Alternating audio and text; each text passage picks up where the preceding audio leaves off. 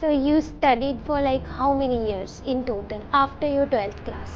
After your twelfth so it would be वो है ना वर्क लाइफ बैलेंस वो एक्चुअली एग्जिस्ट करता है पर डॉक्टर के लिए पहले ही वर्क लाइफ बैलेंस होता ही नहीं है ना संडे है ना Monday it's all the same same cheese tri city में अपने एरिया में भी हो रहा है इतने सारे लोग हैं कहीं पे डॉक्टर्स नहीं है कहीं पे कुछ नहीं है लेकिन कोई भी कुछ भी घर पे एक बेड लगा के कर रहे हैं हेयर ट्रांसप्लांट और लोग सस्ते के चक्कर में वहाँ जाते हैं ये ज़रूरी है समझना कि इट इज़ नॉट अबाउट कि how you look it's about your confidence आप ब्यूटी के जो या कॉस्मेटिक प्रोसीजर जो करा रहे हो आप सिर्फ सुंदर बनने के लिए नहीं करा रहे हो आप कैसा महसूस करते हो अगर आप 60 इयर्स के हो और अगर मैं आपको 40 इयर्स का बना देता हूँ जो आप अंदर से महसूस करोगे ना तो आप एक्चुअली वैसे जियोगे हर बुक में चाहे आप राइनोप्लास्टी है ना सब बात करते हैं कि नोज चेंज करानी rhinoplasty is so common right now one of my favourite procedures also तो first rhinoplasty first nose reconstruction was done in हमारे देश में भारत में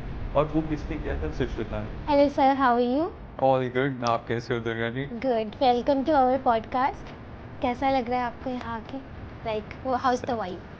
the vibe is great actually जैसा आपने बताया this is the first podcast of the studio and I am really glad कि आपने मुझे बुलाया इट्स लाइक एन ऑनर आते हुए देखा कि वो पूजा की थाली है it makes me feel good कि आप प्रोग्रेस कर रहे हो that makes me feel nice thank you so much even I wanted to do this podcast बहुत मेरे टाइम पहले से मैं सोच रही थी but because maybe it was meant to happen today so I am also happy that you are my first guest in this studio so आज हम बातें करेंगे बहुत सारी because you are somebody who does a lot of things and like it can change people's life in a certain manner but before that I want to know the person behind the doctor so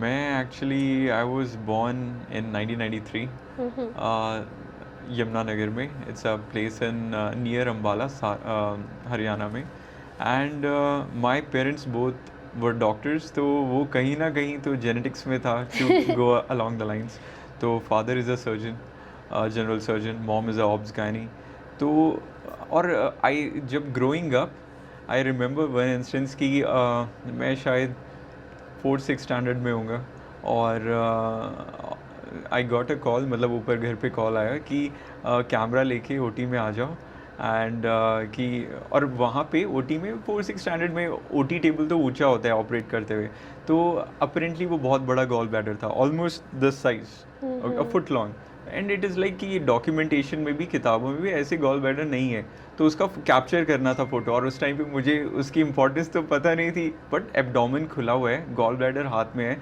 मेरे लिए footsteps लगाए मुझे चढ़ के photo खींचना है and I click the picture and I click the picture मतलब मुझे कुछ ऐसा नहीं हुआ ओह ये है क्योंकि ओटी और पेशेंट कल्चर तो शुरू से देख रहा था तो कहीं ना कहीं फिर वो चलता गया तो 10th स्टैंडर्ड के बाद पापा के एक friend they were sending his kid to उस टाइम पे कोटा का चलन था तो 11th-12th कोटा से मेरी भी 11th-12th कोटा से है तो 10th स्टैंडर्ड से बाहर था फिर MBBS के लिए आई वाज इन कर्नाटका तो नमगे कन्नड़ा बरत है तो मैं कन्नड़ा भी बोल लेता हूँ और फिर MS किया जनरल सर्जरी यानी वो बाकी सारी सर्जरीज होती हैं कभी अपेंडिक्स हर्निया गॉल ब्लैडर बहुत सारी चीज़ें ऑपरेट करते हैं बैक टू बैक चलता गया और फिर आ गया MCH जो मेरी सफदरजंग हॉस्पिटल से one of the most premier colleges and hospital in India तो दिल्ली से फिर मेरा MCH हुआ and now I'm here sitting practicing. so you studied for like how many years in total after your 12th class After your 12th, so it would be 6 plus 3 plus 3, 12 years. oh my god so like you knew from the very beginning that there was no other plan B you wanted to become a doctor only So यही सबसे interesting चीज़ है like my elder sister उन्होंने कहा कि मुझे नहीं करना medical तो शी डिडंट डू वो and she chose a really good field अभी कनाडा में वो 5 days का वर्क होता है वो भी फ्रॉम होम और 2 days आप एंजॉय कर कभी हाइकिंग पे जा रहे हो ट्रैकिंग पे बाइकिंग पे मतलब वहाँ पे एक तो नेचर और थिंग्स द वो है ना वर्क लाइफ बैलेंस वो एक्चुअली एग्जिस्ट करता है पर डॉक्टर के लिए पहले ही वर्क लाइफ बैलेंस होता ही नहीं है ना संडे है ना Monday it's all the same तो अगर कोई पेशेंट एडमिटेड है वार्ड में, तो आपको सुबह शाम आप जाके देखते हो पेशेंट की सब कुछ ठीक है, कभी भी इमरजेंसी और ऑन कॉल, तो वो वाला वर्क लाइफ बैलेंस तो होता ही नहीं है। तो मुझे नहीं पता था कि मैं इस चीज़ में एंटर कर रहा हूँ, पर 10th स्टैंडर्ड में मम्मी पापा ने चॉइस दिया था कि do you want to go for non medical thing और अ मेडिकल थिंग, और वो फॉर्म भरना होता है, तो बस वो टिक किया एंड फिर वो कहानी चलती चली गई। ये नहीं पता था इतना लंबा होगा, वो अपने आप अब पता चलता है कि 12 इयर्स पढ़ा तो, और ये 12 साल में, और अगर 11-12 का भी इंक्लूड कर लें तो 14 साल में मैं मुश्किल से घर पे सिर्फ 2 महीने रहा हूँगा, 60 डेज इन 14 ईयर्स। तो बहुत कुछ सेक्रीफाइस भी किया है, मतलब miss my cousins weddings, my real sister engagement, बहुत सारी चीज़ें मिस भी की हैं। तो I think that's the part of it जो कोई बताता नहीं है। Being doctor is a little different. Okay, that was a very interesting journey, like honestly, because मैं आपको बता रही थी ना, like for doctors and for army, I really have a huge respect, and I think thank you. other people as well. I don't know, for doctors वो ना एक अंदर से आता है, like they are the saviors, and the thing that you told कि आपका कोई टाइम नहीं होता है, कभी भी पेशेंट आ सकता है, and you don't say no to that, and that's like a next level of dedication which I feel कि अगर कोई डॉक्टर बन रहा होता है, I think उसके माइंड में ये पहले से, they are happy to do that. I think it's like amazing. So now yes, let's talk about what's your name on Instagram. What is your username? So my name is the Plastic Sannyasi. What does that mean? So actually जब मैंने MCH start किया सफदरजंग में, कहीं ना कहीं आई realised एक gap था। जब फर्स्ट ईयर मेरा हो गया, सेकेंड ईयर स्टार्ट हुआ, और जैसे जैसे हम एक टॉपिक्स कवर कर रहे थे, प्लास्टिक सर्जरी बहुत सारा है, सिर से लेके पाँव तक आप हर बॉडी पे ऑपरेट करते हो, एज का कोई बैरियर नहीं है। कभी एक छोटे बच्चे पे ऑपरेट कर रहे हो, 1-1.5 साल का बच्चा है या एक 2-3 महीने दिन का बच्चा भी है, यू नेवर नो, कुछ बर्न्स है या कुछ है, तो वहाँ से लेके कभी आप 60-70 ईयर्स पे भी ऑपरेट कर रहे हो, कभी रिकन्स्ट्रक्टिव कर रहे हो, कभी कॉस्मेटिक कर रहे हो, बहुत कुछ है ना प्लास्टिक सर्जरी में। तो अब पढ़ाई करते करते इतनी सारी बुक्स, इतनी सारी टॉपिक्स होते हैं, और एग्ज़ाम के लिए ना वो कंसाइज नोट्स कहीं अवेलेबल नहीं है, तो सब लोग अपने नोट्स बनाते हैं, पढ़ते हैं, और फिर उन नोट्स का क्या होता है कुछ पता नहीं है। तो मैं ये सोचा कि यार अब मेरा क्या हैबिट है, मैं एक टॉपिक अगर पढ़ रहा हूँ तो मैं 10 बुक्स खोल लेता हूँ, इंटरनेट से आर्टिकल्स भी खोल लिए, सब कुछ ओपन कर लिया, और मैं फिर अपने कंसाइज नोट्स बना रहा हूँ। तो मुझे लगा अगर इतनी मेहनत कर ही रहा हूँ, why not I share it with my next colleague, और या ना अगर कोई नेट पे अगर कोई पढ़ना चाहता है, तो I started this channel the plastic सन्यासी। और अगर आप उसके पीछे जाओगे, जब वो स्टार्टिंग हुआ तो I was just posting notes. वो 10 की लिमिट करता है इंस्टाग्राम कि आप 10 कैरोसेल में 10 चीज़ें डाल सकते हो। तो I use to make on my tablet handwritten notes, और I use to upload it for free, जो कंसाइज नोट्स हैं। And because it was about plastic surgery and it was about being selfless, कि यार let's help others without expecting anything in return. So it was the Plastic Sannyasi. That's Okay. me. Okay, got it. It's like it depicts your personal and professional sides. So why sannyasi? Like Yeah. So yes. और I remember one thing. पता है एक story है, मतलब एक छोटा सा, one of my seniors, जब भी वो एक सर्जरी होती है फ्लैप सर्जरी, क्या है, मान लो किसी का कोई बहुत बड़ा जख्म है, तो आप पूरा मांस उठा के शरीर का और कहीं और उठा के रख देते हो, और तब मन में ये रहता है कि सड़ तो नहीं जाएगा, क्योंकि आपके प्रोफेसर ने ट्रस्ट किया है कि भाई इसको ढकना है। और एक मेरे सीनियर होते थे, वो ना सफदरजंग के अंदर ही प्लास्टिक सर्जरी जो हमारा डिपार्टमेंट है उसके पास ही मंदिर है, तो वहाँ पे जाके रात को माथा टेकते थे कि है ना कि मेरा फ्लैप ठीक रहे। तो जैसे जैसे इस जर्नी में मैं गया, आई रियलाइज्ड प्लास्टिक सर्जरी में खासकर, आप कितना भी अच्छा कर लो, आप टू द पॉइंट कर लो, सब कुछ बाय द बुक कर लो, एक ना हायर पावर है जो एक्चुअली डिसाइड करेगी कि क्या होगा आपके साथ। तो वो स्पिरिचुअलिटी मेरी एक्चुअली बहुत ज़्यादा स्ट्रॉन्गर होती गई मेरी MCH टाइम में, ये सुपर स्पेशलिटी वाली जो टाइम था। कोई ऐसा थोड़ा सा बर्न हुआ है 10%, लेकिन वो भी डेथ हो जाती है, समटाइम्स इट जस्ट अनप्रिडिक्टेबल। और कोई ऐसा 90-70-80 बर्न्स है, वो भी हम बचा लेते हैं। तो वो कैसे हो रहा है, like something else is governing it. तो वो स्पिरिचुअलिज्म जैसे जैसे बढ़ता गया, प्लस मेरा वो था नेचर कि I want to help people, किसी भी तरह से उस टाइम पे मैं नोट्स करके हेल्प कर सकता था, तो it was about being help selfless, that's why a सन्यासी. And you know what? I have created one video for my client. So जब भी हम कुछ content create करते हैं, we do some research. Yeah. Plastic surgery is originated in India. Yes, that's And true. if I'm not correct, what was the name of उनका नाम था कुछ लाइक वो सन्यासी थे सुश्रुता.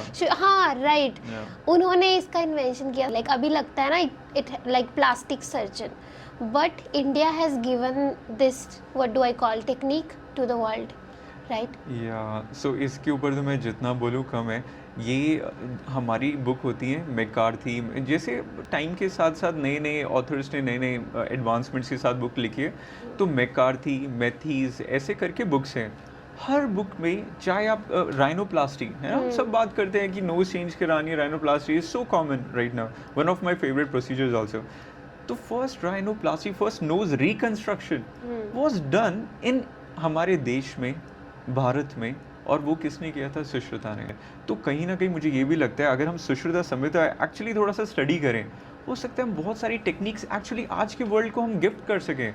पर वो संस्कृत में, तो मेरा मन करता है, मैं कई बार मैंने ये ना गुरुकुल्स वगैरह भी देखे कि संस्कृत सीख के I will convert those books.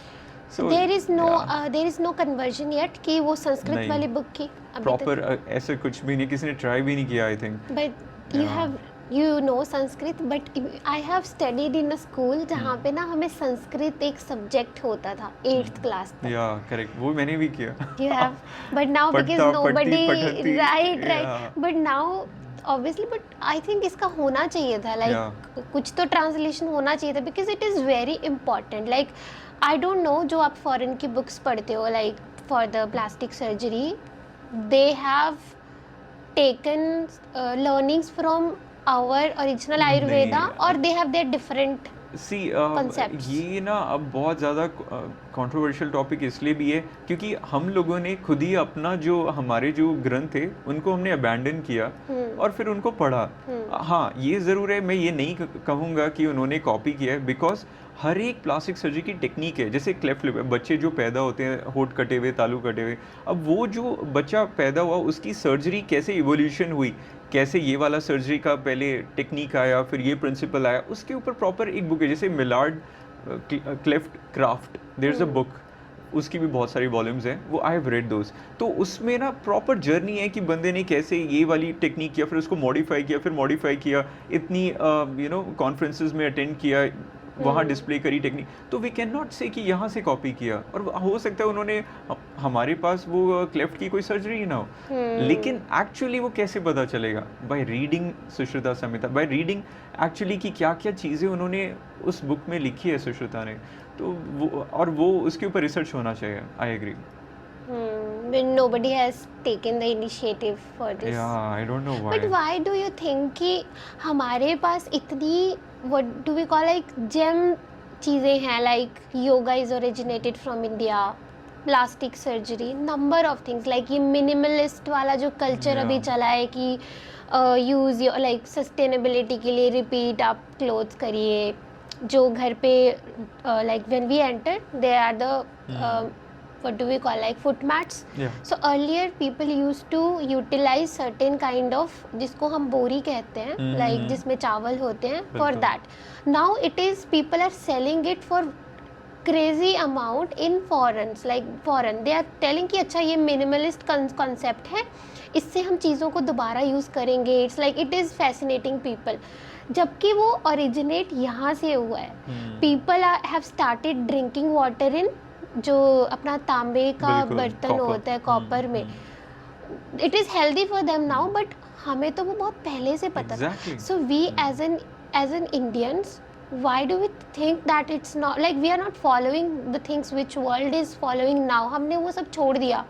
why do you think is that कि हम वेस्टर्न कल्चर को इतना फॉलो करते के पीछे भागने लग गए कि हम अपना खुद का भूल गए, which was very precious. Durga ji देखो, इसमें ना एक चीज़ समझनी पड़ेगी. वो जो हमारे ऊपर इतने साल वो जो राज किया गया ना, जैसे हम बात करते हैं तक्षशिला, वो नालंदा यूनिवर्सिटी, इतनी वो जब वो बर्न हुई कितने टाइम के लिए बर्न हुई, 1 दिन 2 दिन, मतलब किताबें अगर बर्न कर रहे हैं जला रहे हैं कितने दिन बर्न होगा, 1 दिन 2, वो महीनों तक बर्न हुई। वो यूनिवर्सिटी जब वो जो किताबें लाइब्रेरी जब बर्न हुई महीनों तक, कितना नॉलेज होगा, कितना मतलब। बट सी वही बात है ना, कोई भी कल्चर कोई भी हेरिटेज कैसे प्रोग्रेस करता है, बाय बुक्स, है ना। बुक्स में लिखा है, ये रिसर्च हुई, आर्टिकल्स, अभी तो इंटरनेट है, डाल दिया क्लाउड पे और it's not going to get lost. लेकिन उस टाइम पे क्या था, आपने किताब लिखी और लाइब्रेरी में रखी है ताकि नेक्स्ट जनरेशन जो विद्यार्थी आए वो उसको पढ़ें। लेकिन अगर आपने लाइब्रेरी जला दी, किताबों के कितने वर्जन्स होंगे पता नहीं।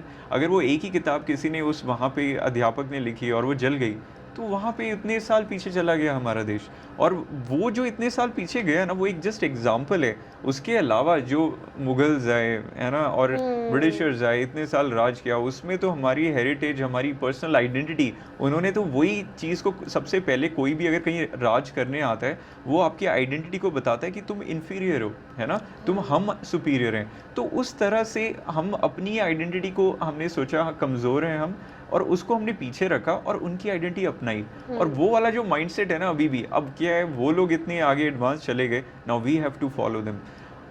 कहीं ना बहुत हार्ड चाहिए उस चीज़ को अपनाने के लिए कि यार जो अभी भी आज के दिन में BMS करते हैं ना आयुर्वेदा, जैसे आई डिड MBBS, है ना, so I tread on a well organised path की MBBS है, उसके आगे है, and then I became a plastic surgeon.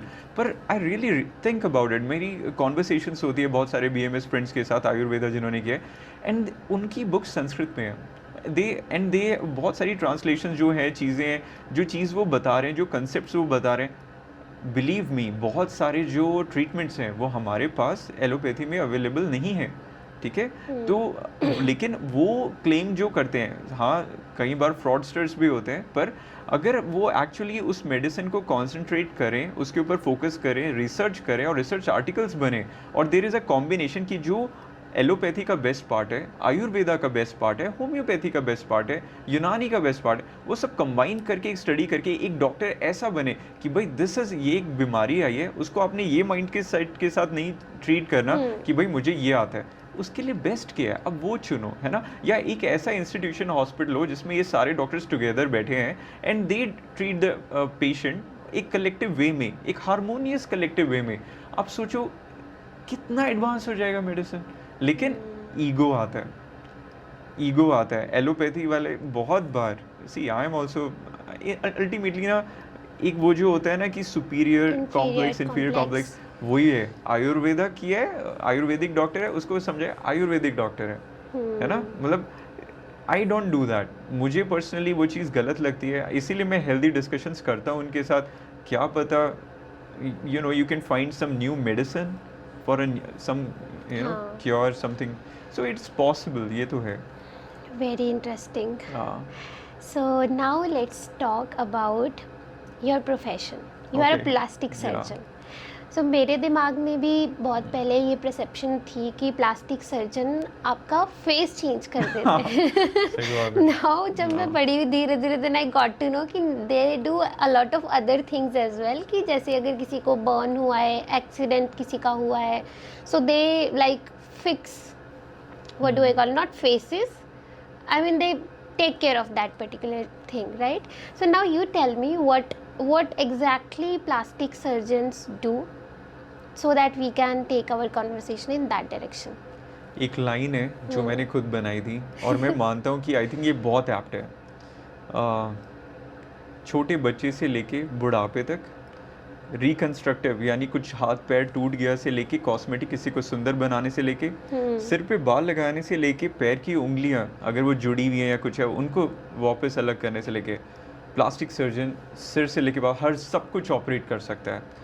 अगर कोई और ब्रांच है, न्यूरो सर्जन की सिर का ऑपरेशन किया है ना, और हड्डी निकाल के वो पेट में रखते हैं, वापस रखा लेकिन वो कवर नहीं हो रहा, फिर उसको कैसे कवर करना है, तब भी प्लास्टिक सर्जन। हड्डी वाले डॉक्टर ने हड्डी टूटा था एक्सीडेंट में और जोड़ा, लेकिन उसके ऊपर हड्डी के ऊपर मांस नहीं आ रहा, फिर पूरा मांस कहीं से उठा के कहीं रखना है, वो भी प्लास्टिक सर्जन। अगर कोई ऑन्को सर्जरी, कैंसर की सर्जरी हुई, इतना बड़ा मैंडिबल हड्डी ये सब निकाल दिया, फिर वो वापस बनाना है, वापस हड्डी बनानी है, मांस बनाना है, फिर से प्लास्टिक सर्जन। तो प्लास्टिक सर्जन ना सिर्फ प्लास्टिक सर्जरी अपने लिए करते हैं, बाकी सारे फील्ड्स को भी प्लास्टिक सर्जन की ज़रूरत पड़ती है। तो बहुत बड़ा दायरा है जिसमें प्लास्टिक सर्जन ऑपरेट कर सकते हैं। That's why I love plastic surgery. तो इसमें आप कभी बोर नहीं हो सकते। मैं एक पल कभी किसी की उंगली कट गई है उसको जोड़ रहा हूँ, कभी एक बच्चा आया है ना, जिसका तालू कटा हुआ वो जोड़ रहा हूँ, कभी उसी दिन किसी को मोटे से पतला होना है लाइपोसक्शन कर रहा हूँ। तो इट्स जस्ट सो ब्यूटीफुल, एक दिन में ही इतनी कहानियाँ हो जाती हैं, तो वो बहुत मज़ेदार है। तो ये प्लास्टिक सर्जरी है छोटे सी लाइन में। Interesting. So basically, this is a personal question. Like you can change faces completely of people. If it is possible. Is it allowed though? नहीं, हाँ, so there are a lot of regulations, lot of points about it. ऐसा नहीं है कि एक normal बंदा जिसके normal so called apparently बिल्कुल नॉर्मल फेस है और वो आए कि मुझे फेस चेंज कराना है, हम चेंज कर दें, ऐसा नहीं हो सकता।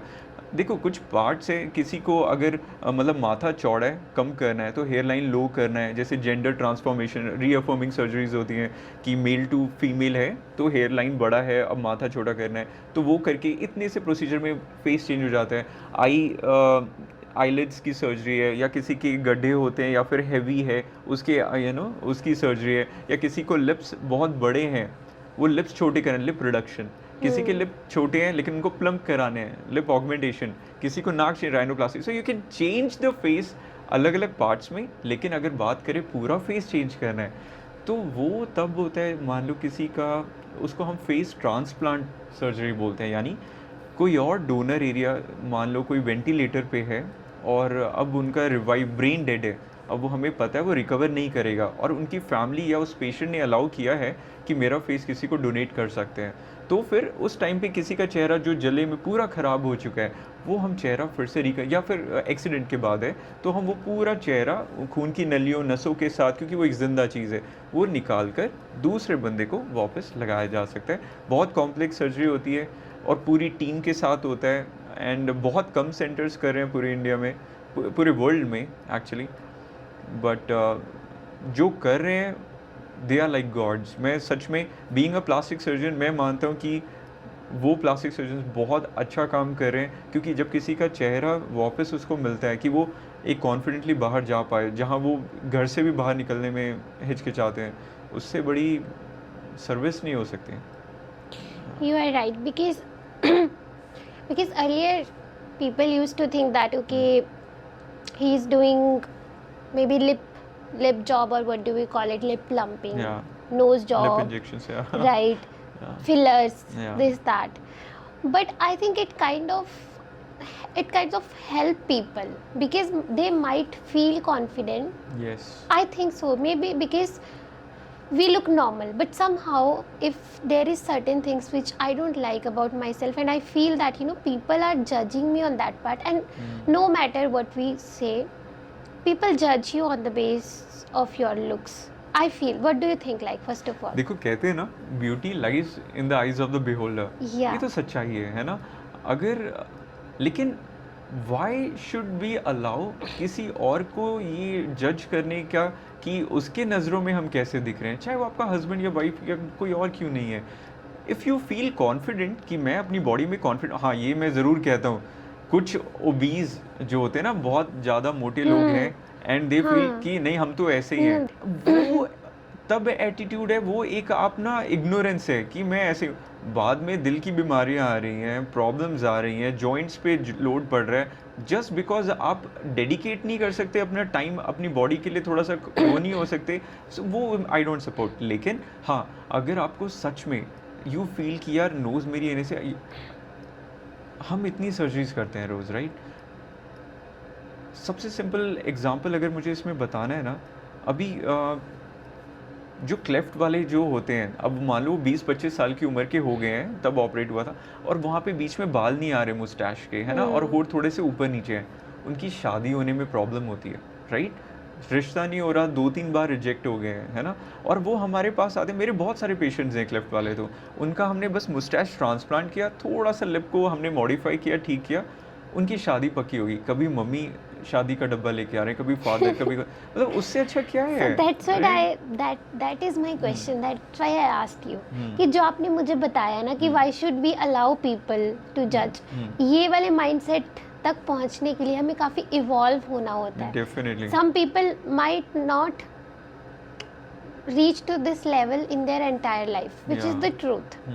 लेकिन हाँ, अगर अपने आपको आप बेहतर बनाना, देखो अगर आपकी पूरी नाक सांस लेने में दिक्कत आ रही है सेप्टम में, या फिर वो है, या आपकी आंखें बहुत भारी, कुछ सच में प्रॉब्लम है, हम ह्यूमंस को ना जब से हम बॉर्न हुए और जब तक हम मरेंगे तब तक एक इनहेरेंट हमें एक चाह, एक वो तो होती है कि हम बेहतर बने, चाहे वो पैसा ज़्यादा कमाएं, चाहे हम अपने आप को बेहतर बनाएं, अपना लाइफस्टाइल बेहतर करें.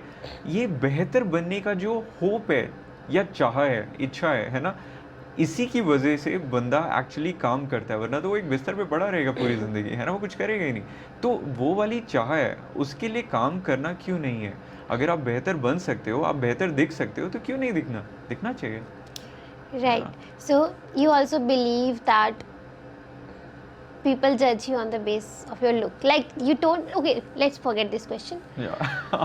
Okay. आपके पास बहुत ज़्यादा लोग किस वजह से आते हैं? Like उनको सुंदर genuinely दिखना होता है इसलिए, या फिर उनको ऐसा लगता है कि वो सुंदर दिखेंगे, so they will get like more, they will get a better life. जैसे आपने बताया कि लोगों की शादी नहीं हो रही है just because उनका they look a certain way. Yeah, so you tell me, like you have treated so many people, what is the reason that people see?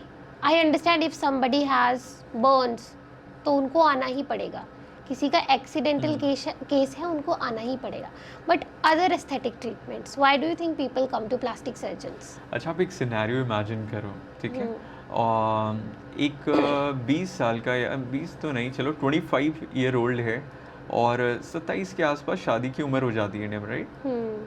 शादी होनी है, ढूंढ रहे हैं, सिर्फ एक बाल नहीं है. अगर आपके पास दो ऑप्शंस हैं लड़की वालों के पास, एक ऑप्शन है कि सिर पे पूरे बाल हैं और बंदा थोड़ा स्मार्ट है, और एक है ऑप्शन है कि बिल्कुल गंजे हैं. आप अपनी बच्ची के लिए कौन सा, मतलब किसको चूज़ करोगे, राइट? तो ये गलती नहीं है उनकी, वो जज नहीं कर रहे, वो एक्चुअली बेस्ट ऑप्शन ढूंढ रहे हैं अपनी बेटी के लिए, है ना. और best option definitely long term में वो ये नहीं चाहेंगे कल को शादी के टाइम पे या शादी के बाद उनको ये बोला जाए ये गंजा है. This is a genuine thing, है ना, इसमें कुछ गलत या सही नहीं है, it is just how it is, है ना. तो अभी 1 घंटे पहले जो इस पेशेंट के साथ में था, he is in merchant navy, he said कि डॉक मेरा कॉन्फिडेंस इज बूस्ट. अब मैं पहले शीशे में देखता था अपने आप को तो आई यूज्ड टू इग्नोर कि ठीक है चलेंगे क्या कर सकते हैं. नाउ मेरी एक फ्रेंड ने पॉइंट आउट किया and I feel that confidence now, I really feel good. और अभी 5 मंथ्स हुए, अभी तो फुल रिजल्ट भी नहीं आया. सो दैट लाइन, आपको पेशेंट आके बस मिलने आया और उसने ये लाइन बोली, कितना अच्छा लगता है ना. तो ये जो चीज़ है, ये ज़रूरी है समझना कि इट इज़ नॉट अबाउट कि how you look, it's about your confidence. आप ब्यूटी के जो या कॉस्मेटिक प्रोसीजर्स जो करा रहे हो, आप सिर्फ सुंदर बनने के लिए नहीं करा रहे हो, आप कैसा महसूस करते हो. अगर आप 60 इयर्स के हो और अगर मैं आपको 40 इयर्स का बना देता हूँ, जो आप अंदर से महसूस करोगे ना, तो आप एक्चुअली वैसे जियोगे भी. लेकिन अगर आप 60 इयर्स के दिखते हो और शीशे में आप सुबह उठे और आप 60 इयर्स का देख रहे हो अपने आप को, आप 60 इयर्स की तरह चलोगे, 60 इयर्स की तरह बात करोगे. लेकिन 40 इयर्स का अपने आप को देखते हो, यंग देखते हो, तो आप यंग की तरह बात करोगे, यंग की तरह जियोगे. कहीं ना कहीं आपकी क्वालिटी ऑफ लाइफ चेंज हो जाती है. That's why we do plastic surgery. Got it. Now, because you do a lot of things and you are like world's one of the youngest plastic surgeons, so I want to let's bifurcate this conversation into segments. Let's talk about hair transplant. Okay. First of all, I think males go for hair transplant Both more than males female. and yeah, both. generally males are in more ratio than females. Yeah. Now there are a couple of myths which people want to know. Okay, so let's start with them. Is hair transplant safe?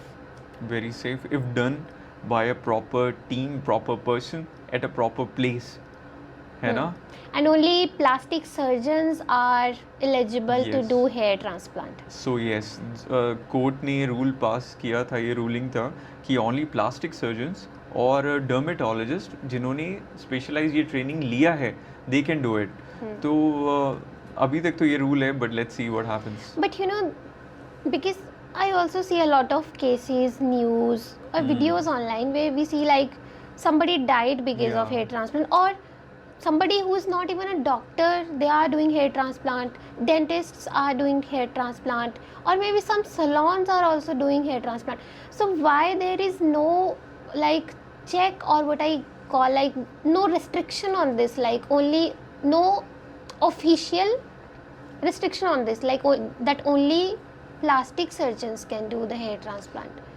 Actually ना क्या है, India में ना population बहुत है, और India में आप एक घर के अंदर भी कुछ कर रहे हो ना चुपके, बहुत टाइम लग जाता है उसको बाहर आने में, और जब तक वो बाहर आता है तब तक वो ट्रेजेडी में कन्वर्ट हो गया होता है। अब ये क्यों मैं बता रहा हूँ, सी बहुत सारी क्लिनिक्स है अनरेगुलेटेड, वहाँ कोई doctor, even we know lot, हम प्लास्टिक सर्जन्स को पता है कि वहाँ पे कोई डॉक्टर नहीं है, ऐसे ही वो बुला के ऐसे सस्ते में कर दिया, कोई भी कर रहा है। सम क्लिनिक्स आर देयर जहाँ पे you won't believe, plumbers, carpenters, उन कोई आया, अच्छा मैं सीखना चाहता हूँ, ऐसे ही उसने ट्रेनिंग में थोड़ा सा स्टार्ट किया, सिर के ऊपर आप किसी को ट्रेनिंग पे ऐसे किसी को कैसे लगा सकते हो? बट उन क्लिनिक्स में ऐसा होता है, वो लगाते हैं, कॉम्प्लिकेशंस आती हैं, कभी पस पड़ रहा है, कभी नहीं, और हमारे पास वो बिगड़े हुए केसेस आते हैं, फिर वो कहते हैं ठीक कर दो। अब कैसे ठीक कर दो? अब इतना इन्फेक्शन में तो पहले उसको इन्फेक्शन को ही सबसाइड करना है, सुंदर तो बाद में बनेंगे। तो ये प्रॉब्लम जो है बेसिकली वो गवर्नमेंट बहुत ज़्यादा ट्राई कर रही है, and they are doing good actually. मैं ये नहीं कहूँगा, बहुत सारे रेगुलेशंस आते रहते हैं इस चीज़ को रेगुलेट करने के लिए, पर अभी भी ना इसको एक मनी मेकिंग इंडस्ट्री बनाया हुआ है। जैसे आपने सुना होगा टर्की, है ना? Right, Turkey hair transplant. हाँ, हम देखो ट्राई सिटी में बैठे हैं, अब टर्की एक कंट्री है, बहुत छोटी सी कंट्री है। अब उस ऐसा नहीं है वहाँ जितने भी हेयर ट्रांसप्लांट करें, जितने भी कॉस्मेटिक सर्जरी करें वो अच्छी होती है, ऐसा नहीं है। वहाँ पे भी आपके पास 100 क्लिनिक्स हैं, 100 क्लिनिक्स में से 3-4 होंगे जो अच्छा काम करते हैं, बाकी है जो बस फर्जी है। वहाँ पे भी डेथ्स होती हैं, कितना न्यूज़ में आता है, लेकिन हमें लगता है टर्की, लेकिन ऐसा नहीं है। वहाँ पे हेयर ट्रांसप्लांट में भी डेथ हो रही है, वहाँ पे ये बॉडी कॉन्टूरिंग प्रोसीजर्स में भी डेथ हो रही है। क्यों हो रही है? अगेन वो अनरजिस्टर्ड अनक्वालिफाइड पीपल वहाँ पे ऐसे कर रहे हैं। सेम चीज़ ट्राई सिटी में अपने एरिया में भी हो रहा है, इतने सारे लोग हैं, कहीं पे डॉक्टर्स नहीं है, कहीं पे कुछ नहीं है, लेकिन कोई भी कुछ भी घर पे एक बेड लगा के कर रहा है हेयर ट्रांसप्लांट, और लोग सस्ते के चक्कर में वहाँ जाते हैं, और फिर बाद में उनको ना रिजल्ट मिलता है, डोनर एरिया ख़राब हो जाता है, और कभी कभी और बुरी चीज़ें हो जाती हैं, जो जैसे हमने 2-3 महीने पहले देखा था, 2 वो इंजीनियर्स का डेथ हो गया, और वहाँ पे dental surgeon was doing something.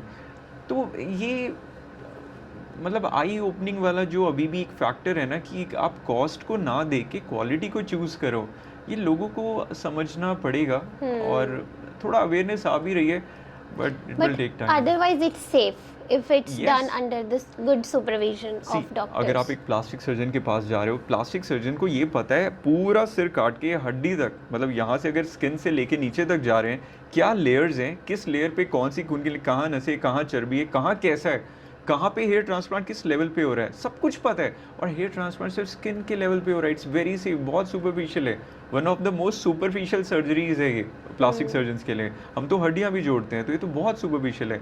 तो इसमें कॉम्प्लिकेशन क्यों होनी है? या तो आपको पता नहीं आप दवाई कितनी डोज में दे रहे हो, या आपने किसी को भी बिठा के कुछ भी करा दिया है, तब कॉम्प्लिकेशंस होती है, otherwise hair transplant is completely safe. Coming back to my next myth, people think that hair transplant can make some impact on males' fertility. Is it true? No, it's not true. Completely false. तो ये as per surgery का तो देखो कोई भी उस पर impact है ही नहीं, क्योंकि रिप्रोडक्टिव ऑर्गन और सिर के बाल बहुत दूर हैं, और जो जहाँ तक वो वाला पॉइंट है, कभी कभी वो मेडिसिन से रिलेटेड हो सकता है। सो जैसे फिनेस्ट्राइड एक टैबलेट है, और उसका वो डाईहाइड्रोटेस्टोस्टेरोन, सो टेस्टोस्टेरोन है जिसकी वजह से मेल है, प्रोजेस्टेरोन फीमेल्स में होता है। तो टेस्टोस्टेरोन कभी DHT में कन्वर्ट होता है, तो एक 5-अल्फा रिडक्टेज नाम का एंजाइम होता है, वो उसको कन्वर्ट करता है, और वो बॉडी में सर्कुलेट हो रहा है। और DHT एक इंपॉर्टेंट एंजाइम है, बाय द वे, हार्मोन है। Now when it is going on, वो बालों पे क्या अफेक्ट कर रहा है, हमारी जो ये स्पेसिफिकली ये वाले बाल हैं, उनको वो गिराने में उसका रोल होता है। फिनेस्ट्राइड टैबलेट वो DHT को ब्लॉक कर लेता है, तो वो DHT काम नहीं कर पाएगा, बाल टिके रहेंगे, गिरेंगे नहीं। लेकिन फिनेस्ट्राइड का एक साथ में टैबलेट का एक साइड इफेक्ट ये होता है, एब्जॉर्ब करके वो DHT का जो दूसरा पार्ट है जो रिप्रोडक्टिव ऑर्गन पे काम कर रहा है, वो उसको वहाँ पे अफेक्ट करता है, तो उसकी वजह से इम्पोर्टेंस, वो सारी चीज़ें आती हैं। तो अगर आप अनरेगुलेटेड यूज़ कर रहे हो तो डेफिनेटली प्रॉब्लम आएगा, लेकिन अगर आप डॉक्टर की गाइडेंस में किसी मेडिसिन को यूज़ कर रहे हो और टेपर कर रहे हो तो वो प्रॉब्लम्स नहीं होती हैं. Got it. Yeah. So one more like random question, because you're so young. Yeah. So there is this perception in our heads that a doctor gets better with experience. So So true. if it's अगर कोई doctor है who carries more years of experience, so हमें लगता है कि वो ज़्यादा better कर पाएगा. Because you're so young, so like do you also think that people have certain kind of expectations from you, or they make any perception before they come to you like अच्छा he is so young? जब लोग आते हैं ना OPD में enter करते हैं और मुझे देखते हैं तो दे आर लाइक, मतलब दे फील कि दे आस्क मी आपकी एज कितनी, आप इतने यंग हो, अच्छा आप प्लास्टिक सर्जन हो, ओके डन. लेकिन जब हम बीमारी में या जो उनको प्रॉब्लम है उसके बारे में बात करते हैं तो उसके बाद वो सीधा वो सर्जरी करा के ही जाता है. कोई भी आज तक भगवान की कृपा से कभी भी ऐसा नहीं हुआ वो मेरे से बात करके गया और वो सर्जरी नहीं कराया या उसकी कोई प्रॉब्लम वो मैंने सॉल्व नहीं करी. उसका मेन रीज़न ये है कि आपका पॉइंट बिल्कुल सही है, experience. That is why doctor की जो प्रैक्टिस है उसको प्रैक्टिस बोलते हैं, right, practice. So it is all about experience. लेकिन सी मेरी प्लास्टिक सर्जरी सफदरजंग से है. हम एक दिन में हमारी ओपीडी इतनी होती थी, हम इतने पेशेंट्स ऑपरेट कर रहे हैं, इतना पेशेंट्स देख रहे हैं, तो वो वॉल्यूम जो है जो आप 10 साल में एक्यूमुलेट करोगे, यहाँ हमने 3 साल में उतना एक्सपीरियंस लेके अगर निकल आए हैं और उसके बाद भी जब हम प्रैक्टिस कर रहे हैं तो रोज़ के इतने केस ऑपरेट कर रहे हैं, तो वो एक्सपीरियंस तो हमने जल्दी गेन कर लिया है. तो इसीलिए मेरे को वो प्रॉब्लम नहीं आता. जो भी पेशेंट आता है अब तो ऐसा हो गया है, वर्ड ऑफ माउथ से भी पीपल नो मी कि डॉक्टर समीर पुनीर हैं. सो वो वाला क्वेश्चन तो अब रहा नहीं. यंग एज और थोड़े से ग्रे हेयर आ गए ना, that really helps. Maybe you have kept them intentionally. Yeah, and they look good. People tell me they look good. Yeah. So these are like natural. I thought you colored. Yeah, वो ना China में actually there is going on कि दे salt and paper look बोलते हैं. लोग करवाने जाते हैं, पैसे पे करते हैं. मुझे भगवान ने नेचुरली दिया. Okay, so it's natural. I didn't know because मैंने अभी बहुत लोगों को देखा even in India. Yeah. वो they are getting their hair colored in Yes. this way. Yeah. I don't know why. Like Because in it order looks to good. okay, I thought like in order to look more mature or experienced. I don't know. Yeah. I don't know. Actually वो जो होते हैं ना, I just feel कि grey hair भी जो होते हैं ना उनको स्पोर्ट करना आना चाहिए. अगर आपके मन में वो कॉन्फिडेंस नहीं है ग्रे हेयर स्पोर्ट करने का तो आप ये सोचो कि मैं ओल्ड लग रहा हूँ. लेकिन मुझे तो अच्छा लगता है, तो I like the idea. In some profession, you need to look Yeah, old, more mature. Yeah. more mature. Yes. That's the truth. I mean, I can say it from my experience as well. Yeah, but I don't feel so. Why not? After consultation, maybe people believe in you. Yeah. But नहीं अब तो वो भी नहीं रहा. क्यों? Now it's the aura. See, confidence जो है ना वो ऐसा नहीं है कि confidence आपसे बात करके ही मिलेगा, आपको देख के ही मिले. अब एक चीज़ होती है ऑरा भी, है ना, दे एनर्जी. जब आप बैठे हो, आपने किसी को, कोई आते ही आपको ग्रीट किया, आपने बात सिर्फ उसका नाम ही बोला, उतने में पेशेंट हो जाता है कि यार वेदर वो सर्जरी कराएगा या नहीं कराएगा, या उसको आपके ऊपर भरोसा है कि नहीं. तो और अगर आपको काम आता है ना और आप वो कम्युनिकेट कर सकते हो, आप पेशेंट को समझा सकते हो कि यार this is the thing and ये हम करेक्ट कर सकते हैं, ये करेक्ट नहीं कर, एंड यू बी ऑनेस्ट, अपने प्रोफेशन में बी ऑनेस्ट, तो God helps and patient always trust you. या क्योंकि अल्टीमेटली ना मैं हमेशा ये मानता हूँ, देखो सर्जरी में ना सबसे बड़ी चीज़ ये है, पेशेंट जब वो सर्जरी टेबल पे लेट गया है ना, अगर वो पूरी बेहोशी का ऑपरेशन है तो उसने सब कुछ सरेंडर कर दिया कि भाई ये मेरा सर्जन है, जो करेगा मेरे लिए करेगा. या स्पाइनल एनेस्थीसिया लोकल कुछ भी, अगर वो काट पीट के लिए वो अलाउ कर रहा है कि ब्लेड उठा के वो आपके ऊपर कोई सर्जरी कर रहा है, वो एक बहुत बड़ा ट्रस्ट है.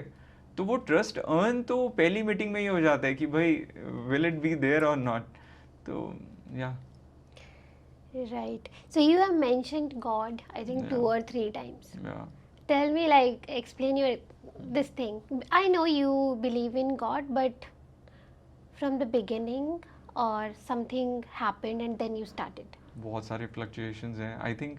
और specially I am a person जो क्वेश्चन करता है. मुझे कभी, हमारे घर में भी कभी ऐसा नहीं था कि ऐसे करो वैसे करो, वहाँ जाओ ये करो, कोई रिचुअल फॉलो करो, नहीं. It was always like question, है ना. कोई चीज़ आपको लगता है गलत है, क्वेश्चन, नहीं करना मत करो, लेकिन फाइंड आउट द आंसर. कैसे सही रास्ता है, क्या करो। तो मेरी स्पिरिचुअल जर्नी भी वही थी, यू नो, कोई चीज़ किसी अलग अलग सोसाइटी में इतने सारे अलग रिलीजन्स हैं, उनको भी स्टडी किया, वो लोग क्या कहते हैं वो भी स्टडी किया, उनकी बुक्स भी स्टडी करी, अपनी बुक्स भी स्टडी करी, एंड उससे थोड़ा और समझ आया कि यार किस रास्ते पे चलना है, क्या सही लगता है, क्या लगता है कि जो वर्ड होता है ना माइथोलॉजी, पीपल से Hindu mythology, I don't think it's myth, it's not a mythology, it's our history, it's our past, so maybe I don't know कि वो exactly वैसे ही हुआ या कैसे हुआ, but when I read those books मुझे तो lesson नज़र आते हैं कि ऐसे करोगे, ईगो अगर ज़्यादा होगा तो क्या होगा, तो it's more of life lessons उन बुक्स से जो मेरे को मिलते हैं। तो डैट इज़ वाई आई, वो स्पिरिचुअल जर्नी इवॉल्व होती गई, मैं बाकी रिलीजन्स को भी स्टडी करता रहा, and I was always open कि क्या होगा, but eventually this is where I am, and I definitely that higher power, आप कितना भी अच्छा कर लो या कितना भी बेकार कर लो, क्या पता वो बहुत अच्छा हो जाएगा बेकार करने के बाद भी, या अच्छा करने के बाद बहुत बेकार हो जाएगा, सब कुछ कहीं ना कहीं कोई और एनर्जी है, कोई सम सुपर पावर बोल लो, कुछ और वर्ड्स बोल लो सुपर पावर को डेजिग्नेट करने के लिए।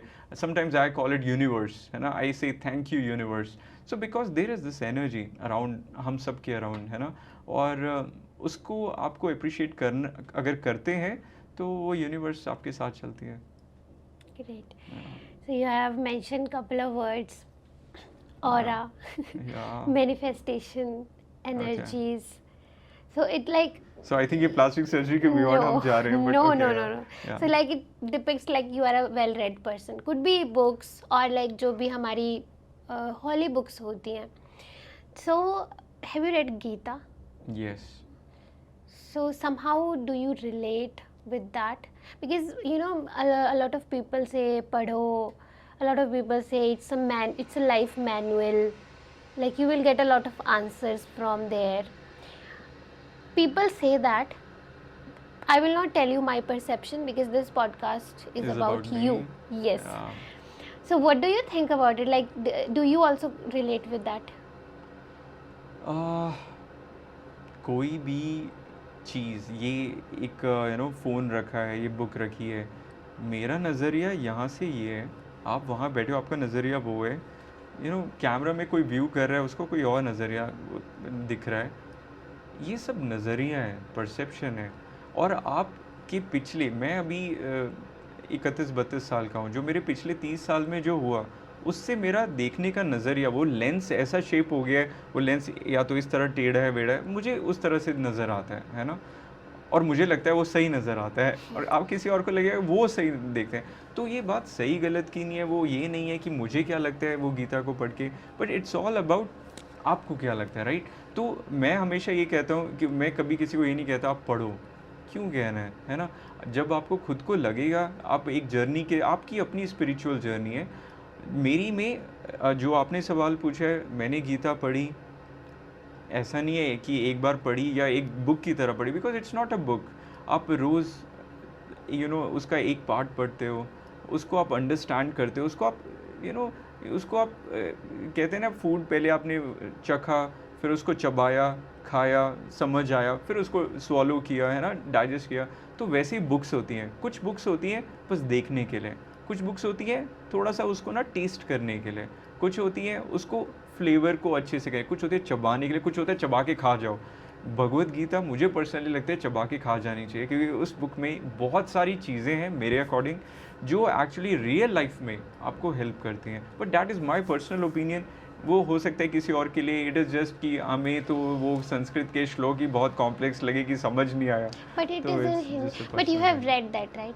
या सो यू डिडंट, आपने मुझे अभी तक बताया नहीं कि आपने पढ़ी, but somehow I don't know, it occur to me कि आपने पढ़ी होगी, because the way you talk, it's kind of an evolved thinking.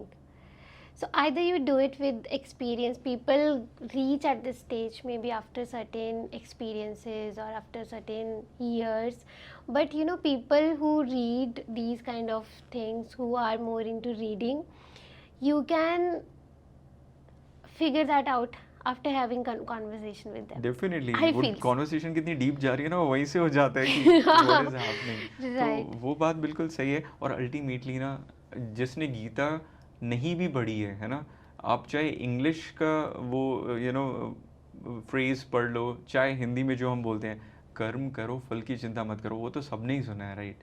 तो But it has a very deep meaning. Yes, and it is very hard to practise actually, कि know. भाई आप अपने आप को डिटैच कर लो फ्रूट्स जो होने वाला है, कि आउटकम, कि जीतना है हारना है, उससे डिटैच होके वो कि I will do my best, मैं मरने को तैयार हूँ इस काम को. ये पॉडकास्ट है ना, right now I will give you an example, मेरे लिए कितना वो क्यों ये अप्लाई होता है रियल लाइफ में. अभी आप और मैं बात कर रहे हैं, we are doing this podcast right now. I don't care about anything in the world. Earthquake आए, सुनामी आए, कुछ भी हो रहा है, फ़ोन साइलेंट पे उधर पड़ा है, third thing does not matter. It's just this moment. It's this moment में 100% देने का है मुझे. उसके बाद ये चीज़ ख़राब होती है, रिकॉर्डिंग की ऑडियो नहीं आता है, सब खराब हो जाता है, ये पॉडकास्ट बेकार. मेरे को नहीं, बट मेरे लिए इम्पॉर्टेंट ये है कि क्या मैं अपनी पूरी एनर्जी आपके व्यूअर्स को, आपको ये कॉन्वर्सेशन को, क्या, क्योंकि ये 2 घंटे या ये जितना भी ये टाइम है, ये देने के बाद अगर ये इस कॉन्वर्सेशन से ना आप बेटर बने ना मैं बेटर बना, तो ये टाइम वेस्ट था दिन का. वो नहीं होना चाहिए. अपना इन्जॉय करना है, इस मोमेंट को में तो रहना है.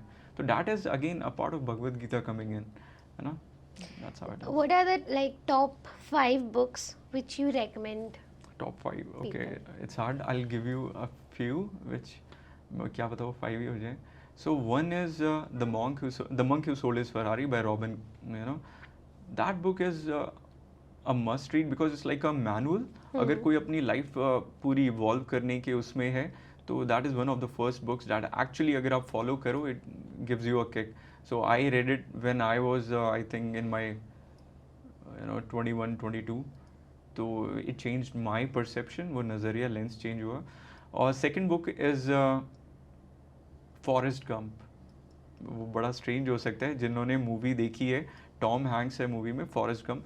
बट फॉरेस्ट गंप में एक बहुत इंपॉर्टेंट पार्ट है, वो करेक्टर जो है टॉम हैंक्स का, उसका नाम फॉरेस्ट गंप होता है. तो it gives you that idea कि being innocent in this world of scavengers, है ना, वो पूरा कितना कनिंग है, स्ट्रीट स्मार्ट है. Sometimes just being simple and just being honest and doing loving, like simple act of love everyone, है ना. it rewards you in so many other ways. वो सिर्फ पैसा नहीं हो सकता, है ना. That is Forrest Gump. Third book is The Peaceful Warrior. The Peaceful Warrior is beautiful. It tells you कि you can do anything and everything if you set your mind to it. अगर आपने सोच लिया, अगर आप पूरा dedicate होके आप सांस ले रहे हो, सोच रहे हो, खा रहे हो, पी रहे हो, सब कुछ उस बारे में यू आर डूइंग, सारी चीज़ें जो आप कर रहे हो, जी रहे हो सिर्फ उस चीज़ को करने के लिए, वो चीज़ होगी, कोई नहीं रोक सकता. That is the peaceful warrior. चाहे आपकी उस ऑब्स्टिकल में कितना भी आ जाए, तो उसमें जो एथलीट होता है उसकी फ्रैक्चर हो जाता है, फ्रैक्चर होने के बाद still he is doing a gymnast में इतना प्रेशर में. So that is a real life story by the way. So that is another book. Then so you want all 5 books? Yeah, I mean, Okay. you have read so many. Like, So fourth would be The Alchemist. Everybody mentions it and that is for a reason कि वो book बहुत powerful है and बहुत कुछ सिखाती है ना. Fifth would be एक प्रैक्टिकल बुक है जो मैं आपको पहले बता रहा था, E squared. So I think by the author name is Pamela, I can't remember it, but E squared एक पढ़ने के लिए बुक नहीं है. उसमें 9 एक्सपेरिमेंट्स हैं, जो एक्सपेरिमेंट्स करके आपको रियलाइज़ होता है कि एक्चुअली मैनिफेस्टेशन वर्क करती है एंड आप भी उस चीज़ को एक्चुअली प्रैक्टिस कर सकते हो. सो ये 5 books I think is a must read for anyone who wants to actually खुद अपनी लाइफ हाथ में लेके चेंज करना चाहता है. तो ये books really help, at least they help me. Moving further, let's talk about another vertical of something which you do, which is related to aesthetic treatments. Tell me about it, like everything.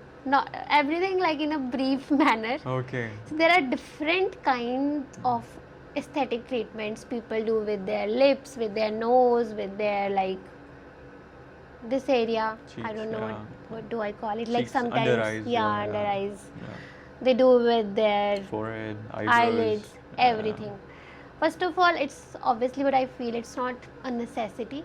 They do it to look better, but and no judgment on that. But I want to know like how safe is it? Is it anybody can go for this or not? And who is the right person to do it? Is like only plastic surgeons or not? So I have asked I think multiple questions. और ये सारे questions answer करने में मेरे को बहुत ज़्यादा time लग जाएगा. So but I get your point. So the I think I can summarise it in a way कि एस्थेटिक प्रोसीजर्स एक्चुअली दो पार्ट में आप दो अम्ब्रेला में डिवाइड कर सकते हो. एक हो गया नॉन सर्जिकल यानी बिना सर्जरी के, एक हो गया सर्जरी के साथ सर्जिकल. नॉन जो आप सारी चीज़ें आप सुनते हो, ये Botox, fillers, PRP, GFC, you know, exosomes, thread lift, thread से उठाना चेहरा, है ना, IV drips, ग्लूटाथायोन ड्रिप्स. तो ये chemical peels, you know, all these procedures are non surgical, non invasive. Invasive मतलब कुछ आप काट के नहीं कर रहे हो. तो ये चीज़ों को एक पार्ट है. सेकंड पार्ट है जिसमें आप सर्जरी करके कर रहे हो, चाहे यू नो वो हेयर लाइन लोवरिंग प्रोसीजर है या राइनोप्लास्टी है, लिप लिफ्ट है ना, आप क्या ये लाइपोसक्शन फॉर द चीक है, डबल चिन जिसको बोलते हैं आप, है ना, ब्रेस्ट ऑगमेंटेशन है, ब्रेस्ट इम्प्लांट बोलते हैं, ब्रेस्ट रिडक्शन है, लाइपोसक्शन है, फैट टमी को रिड्यूस करना, जो हमने काफ़ी वीडियोस भी बनाई हुई हैं उसके ऊपर एजुकेशन के लिए. टमी थाइस किसी को होता है, थाई लिफ्ट हो जाए, ये ब्राज़ीलियन बट लिफ्ट बहुत पॉपुलर है बटक्स को एनहांस करने के लिए. So there are lot of procedures which can be done, but yeah aesthetic procedures are, you know, the sky is the limit. आप कितना कुछ कर सकते हो. सो द आइडिया इज़ कौन किस चीज़ के लिए फिट है वो बहुत बड़ा टॉपिक है, indication, Contra indication. But the point is in general कोई अगर जो नॉन सर्जिकल प्रोसीजर्स है वो ऑलमोस्ट सब में कर सकते हैं, और जो सर्जिकल प्रोसीजर है उसके लिए आपकी उतनी एज होनी चाहिए कि आप कंसेंट दे सको या आपके गार्डियन कंसेंट दें, और वो इंडिकेशन एक्चुअली होनी चाहिए कि उसको सिर्फ आपको लगता है कि वो आपको चाहिए, ऐसा नहीं होता कि वो हम कर देंगे, क्योंकि फिर वो हो सकता है वो एक्चुअली आप बेकार देखो और हमारा नाम उसके साथ जुड़ा हुआ है, तो we won't do that. So there is no short कि आप अच्छे ही दिखोगे उसके बाद. डेफिनेटली. सी कई बार क्या है, आपकी नोज़ परफेक्ट है, आपको कुछ भी रिक्वायर्ड नहीं है, लेकिन आप कहते हो मेरे को नोज़ राइनोप्लास्टी करानी है, और हम आपसे पूछे कि राइनोप्लास्टी में कराना क्या है, आपके पास एग्जैक्ट आंसर नहीं है. मतलब जनरली ये होगा या तो नोज़ पतला करना है, उठाना है, टिप है ना, कुछ तो आपको कंसर्न होना है. जो आप जस्ट ये देखा देखी मेरे दोस्त ने राइनोप्लास्टी कराया तो मुझे भी कराना. For the nose surgery. Rhino means nose, जैसे राइनोसेरॉस नोज, तो rhino is the nose, plasty means उसको मॉडिफाई करना. ठीक है, तो राइनोप्लास्टी फॉर द नोज, जिसको नोज जॉब भी बोलते हैं कॉमन भाषा में. So that is for this. So that's how it is. It's patient to patient, है ना, कि आप क्या प्रोसीजर करते हो और क्या उसके लिए अच्छा है. Got it. So there are some misconceptions about this as well. For example, let's talk about fillers. Yeah. That once you do it, you need to keep doing it like forever. Otherwise, you will look worse than you used to look earlier. नहीं, अच्छा नहीं कराएंगे तो बुरे दिखेंगे. नहीं. अगर नहीं कराएंगे तो उससे भी बुरे, जैसे अभी मैं बुरी लग रही हूँ, लाइक नॉट मैं बुरी लग रही हूँ, somebody thinks कि वो बुरा लग रहा है ना. तो अभी मैंने फिलर्स कराया, नाउ मुझे वो कुछ मंथ्स बाद रेपिटेटिवली करवाने ही पड़ेंगे, अदरवाइज जो मेरी इनिशियल कंडीशन थी मैं उससे भी थोड़ा एक स्टेप नीचे चली. पहले तो बोटॉक्स, फिलर्स या कुछ भी कराना है ना, वो किसी और के लिए मत कराना है, अपने लिए कराना है. दूसरा पॉइंट, ऐसा नहीं है अगर आप नहीं कराओगे तो नहीं कराओगे. देखो, आप एक ज़ीरो इस स्टेज पे हो, आप कोई भी प्रोसीजर करा रहे हो ताकि आप ऐसे दिखो और बेटर दिखो. अगर आप नहीं, अब फिलर्स के बारे में क्या, वो धीरे धीरे डिजॉल्व हो जाता है, डिजॉल्व होके वापस आप वहीं ज़ीरो पे आ गए. तो ऐसा नहीं आप और बेकार दिखे, अब वहीं पे आ गए. अब आपको ऐसा लग रहा है कि अब मैं और बेकार दिख रहा है, वो अलग बात है. लेकिन अगर आप फोटोज़ कंपेयर करोगे कि आपने जहाँ से स्टार्ट किया था फिलर्स और फिलर डिजॉल्व होने के बाद पहुँचे, तो आप सेम जगह पहुँचे. ऐसा थोड़ी ना आप और नीचे चले गए, है ना. And तो they myth है. okay, and they also don't have any side effect और लाइक नेगेटिव इफ़ेक्ट, अगर आप करवाओ इट्स ओके, अगर आप लाइक इसमें हमें ये वाला सेकंड थॉट देने की ज़रूरत तो नहीं है कि इससे कुछ नेगेटिव इम्पैक्ट पड़ सकता जो है। हेयर ट्रांसप्लांट में हमने बात करी थी, अगर Same. आप सही डॉक्टर के पास जा रहे हो, जो डॉक्टर वो रेगुलरली कर रहे हैं, और आप एक सही जगह पे करा रहे हो, मतलब दैट्स द पॉइंट, तो कुछ नहीं है, कोई प्रॉब्लम नहीं है। हाँ, अच्छे अच्छे हाथों में भी कॉम्प्लिकेशंस हो सकती हैं। इसमें जनरली प्रॉब्लम अगर है, या तो वो होगा कि आपको डिज़ायर्ड रिजल्ट जो आपने सोचा था कि मुझे ये रिजल्ट मिलेगा, वो नहीं मिला, या फिर जो एक्चुअल उसकी कॉम्प्लिकेशन है वो वेस्कुलर कॉम्प्लिकेशन, कोई एरिया काला पड़ जाना।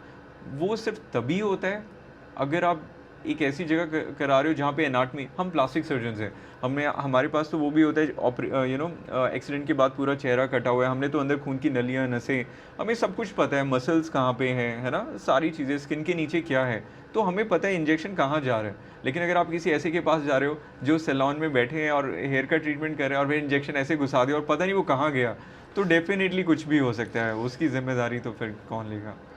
So you mean only plastic surgeons and dermatologist, yeah, definitely, because they are also trained in this. हाँ, ये कॉलेजों में नहीं पढ़ाया जाता, बाद में you take training, you learn from your mentors, और जो जिन्होंने सीखा है, जो कर रहे हैं, उनके पास आप कराओ, नो प्रॉब्लम। जो फर्स्ट टाइम कर रहे हैं या जिनको नहीं पता है, तो I think that is not the right way, क्योंकि आपको पेशेंट्स पे कभी एक्सपेरिमेंट नहीं करना चाहिए, that is wrong. Okay, so now I want to talk about very interesting, okay, जो मुझे पहले नहीं पता था, जो वीडियो मैंने आपकी देखी थी अबाउट लाइपोसक्शन, बहुत वायरल हो रही है। एंड इट्स वेरी, उसके लिए बहुत गट्स चाहिए देखने के लिए। So my team told me, Sagar, you have seen that video right, कि एक ना वीडियो पे बहुत व्यूज़ आ रहे हैं एंड उसका ना कवर इमेज लगी हुई है, सो आई वाज लाइक कि चलो मैं देखती हूँ। मैंने देखा and you are doing some, ऐसे लग रहा था कि you are doing something right, है ना, which is looking very dangerous, but you are doing it so easily and you told me that, और उसमें वो भी दिख रहा है, फैट निकलता हुआ पाइप में। I have never seen that. No. I was not even aware about that particular thing कि ऐसा भी हो सकता है कि if you have extra fats, तो वो भी, because कई लोगों से मैं बात करती हूँ and they tell कि okay, जैसे अभी कोई somebody has gained weight, तो for example उनका आर्म का साइज ये हो गया है ना, अभी now they start gym, तो वो क्या होता है ना, वो ऐसे लटक जाता है, like your skin will be, हाँ, तो but the thing that you are telling me that you can remove the extra fat. Yes. So tell me about liposuction. So yes, it is, हम इन सर्जरीज को body contouring बोलते हैं। Contour मतलब contours बनाना, shape बनाना, body को तराशना, हम शरीर को तराशे से बॉडी कॉन्टूरिंग प्रोसीजर, उसमें सब कुछ आता है, सिर से लेके ये जैसे मैंने बताया था डबल चिन, उसको कॉन्टूर कर रहे हैं, राइट? डबल चिन, हाँ, आपको नहीं है ना? तो, या फिर हो सकता है किसी का ब्रेस्ट का साइज़ बहुत बड़ा है और वो फुल ऑन सर्जरी पे नहीं जाना चाहते, but they want to decrease, तो हम फैटी टिश्यू को हम टारगेट कर सकते हैं या किसी पर्टिकुलर एरिया को टारगेट कर सकते हैं। कई बार एक्जिला यानी अंडर आर्म्स के नीचे फैटी टिश्यू ज़्यादा है, उसको हम लाइपोसक्शन से कर सकते हैं। किसी की टमी बहुत बड़ी है, हमें उनको बिल्कुल पतला दिखना है, 6 पैक एब्स बनाने हैं, तो again all those things can be done by body contouring. जो जैसे आपने वो वीडियो में देखा, उसमें हमने कोई चीरा नहीं दे रहे, मतलब चीरा मीन्स देखो एक छोटा सा निक तो है, पेन का जैसे एक छोटा सा निप होता है, इतना उसका थोड़ा सा उतना मान लो 5 mm, उतने से में एक पाइप जाता है जिसके थ्रू हम वो पूरा फैट सक आउट कर लेते हैं। Liposuction, lipo means fat, suction means to suck it, right? So liposuction बिना चीरे के या एक्सटेंसिव सूचरिंग टांके लगाने के, उसके हम बस उसी में से वो पूरा फैट निकाल लेते हैं, चाहे वो 4 लीटर है, 5 लीटर है, वो लाइपो एस्पिरेट, और हम वो शेप जो भी बंदा चाहता है वो हम दे सकते हैं। चाहे किसी की बटक्स के साइड में ज़्यादा है, विमेन में खासकर कई बार क्या होता है, ये वाला एरिया ज़्यादा ब्रॉड होता है, तो वो कम करना है। अगर किसी को सिर्फ पेट कम करना है, किसी को थाइज़ है, अंडर जो मीडियल बीच का थाइज़ है या साइड का थाइज़ है वो बड़ा है, वो कम करना है, या फिर अंडर आर्म्स है, वो सब कुछ लाइपोसक्शन के थ्रू हम कर सकते हैं। और उसमें डरने का कुछ नहीं है, क्योंकि हमें पता है कि हम किस लेयर पे जा रहे हैं, फैट कौन सा निकाल रहे हैं, सब कुछ वी नो। तो अगर आप ट्रेंड प्लास्टिक सर्जन के पास ये सर्जरीज कराते हो तो कुछ नहीं होगा, बल्कि आपको डिज़ायर्ड आपकी जो बॉडी है वो मिलेगी। How expensive it is? So yes, plastic surgery में जो कॉस्मेटिक प्रोसीजर्स हैं खासकर, वो कोई इंश्योरेंस में कवर नहीं होता है, TPAs इंश्योरेंसेस में, क्योंकि ये सुंदर बनाने की सर्जरीज हैं, वो कोई कवर नहीं करता। It is has to be out of your pocket. तो अब उसका जो कॉस्ट है वो प्रोसीजर्स टू प्रोसीजर डिपेंड करता है। ये क्वेश्चन का एक्चुअली कोई एग्जैक्ट आंसर नहीं है। एक छोटी सी सर्जरी जैसे बोटॉक्स है, वो it cost very less, 15-20,000 depending on कितना यूनिट्स है। और अगर लाइपोसक्शन फुल 360 डिग्री है, it can go up to 2-2.5 lakhs. तो Liposuction, I meant to ask. या In lakhs. नो, अगर कोई छोटा एरिया है, मतलब सिर्फ सबमेंटल एरिया है, तो you can do up to 50-70,000 में भी हो जाएगा डिपेंडिंग। और अगर किसी का पूरा ही एब्डोमेन टमी कर रहे हैं तो yes, it can go up to in lakhs. One more question. Yeah. After doing this surgery, for example, liposuction, Yeah. that fat will not come back? Yes. So good question. अब इसमें क्या है, yeah. Again, good question. Yeah. So it's a good question. Liposuction क्या होता है ना, आप imagine करो आप बॉर्न हुए हो एक सर्टेन नंबर ऑफ सेल्स के साथ। अब 100 सेल हैं, जैसे गायनिकोमेस्टिया है, उसका एग्जांपल ले लेते हैं। उसका छाती बड़ी होती है मेल्स में, गायनिकोमेस्टिया। तो अब उसमें हम जब लाइपोसक्शन करके वो पूरा फैट और ग्लैंड निकाल रहे हैं, दैट इज ग्लैंड जो निकल गया वो परमानेंट है। अब जो फैट है वो भी हमने पूरा एम्प्टी कर दिया, खाली कर दिया। अब फैट आपको चाहे टमी पे आए, थाइस पे, हर जगह है, यहाँ पे वो इतना फैट नहीं गेन होगा, क्योंकि वो फैट के उतने सेल्स बहुत सारे मेजॉरिटी चले गए हैं। वो जो बचे हैं सेल वो हाइपरट्रोफी हो सकते हैं, साइज में बड़े हो सकते हैं, थोड़े बहुत गेन हो सकते हैं, पर ऐसा नहीं है कि you will be back to square one, ऐसा नहीं होगा। तो लाइपोसक्शन को का जो रिजल्ट हम देंगे वो मेंटेन करने के लिए डेफिनेटली आपको जो लाइफस्टाइल है उसका ध्यान रखना है। तो अगर आपने पतला कर लिया और फिर आप खाना वैसे ही खा रहे हो तो फिर डिस्मॉर्फिक बॉडी बनने के चांसेस होते हैं। Okay. Yeah. So I have this rapid fire round now because we have almost wrapped up this podcast. Okay. So one procedure people ask for after watching too many reels on social media. Non-surgical hydrofacial and surgical rhinoplasty. Okay. Most unrealistic celebrity reference patients bring. Angelina Jolie wale lips. Is it possible though? Yeah, it is. It but is? overfilled lips. One thing men secretly worry about the most. Penile circumference. तो उसमें enlargement के लिए generally we do procedures. Okay. One thing women overthink unnecessarily. Hair fall, जब इतने घने बाल होते हैं उसके बाद भी they come with hair fall कि दिन के 3-4 बाल गिर रहे हैं, 3-4 बाल गिर रहे हैं, उसमें भी प्रॉब्लम है। Lot of patience. In that way I should sit in your clinic for whole day because मेरे तो like बहुत बार hair fall. Is it a matter of concern? अगर बाल ज़्यादा गिर रहे हैं तो it is a matter of concern. But मेरे हमेशा से लाइक नॉट अब यू आर सेइंग 3 तो मुझे लग रहा है मेरे तो 10-12 गिरते हैं. नहीं 50 बाल भी गिरते हैं तो भी नॉर्मल है, it depends on the density. Okay, but here fall is it like if somebody is more stressed तो उसको हेयर फॉल होता है? यस, वो है, मल्टी फैक्टोरियल कॉजेज हैं। अगर स्ट्रेस है is one of the biggest cause. आपका फूड डाइट कैसा है, आपका स्लीप साइकिल कैसा है, आप एक्सरसाइज करते हो कि नहीं, हार्मोनल इम्बैलेंस है कि नहीं, लॉट ऑफ फैक्टर्स जो गवर्न करते हैं, और जेनेटिक वाला तो सबसे इम्पोर्टेंट है। Got it. Thank you so much, Dr. Sameer, for coming here today and like giving such an informational podcast to us, to our viewers, and I hope कि लोगों को काफ़ी ways में help करेगा in a good way, like for men, women, because they generally we live in the world of social media when a lot of information is getting bombarded on social media and somehow we don't know what's right or what's wrong. So it is very like I'm very grateful that you came here, you shared the information and you spared some time for us. Thank you so much for inviting me. और ये माध्यम से ना I actually want to, because I think myself of a awareness creator also, तो I want people to understand कि plastic surgeons करते क्या हैं. So thank you for inviting me.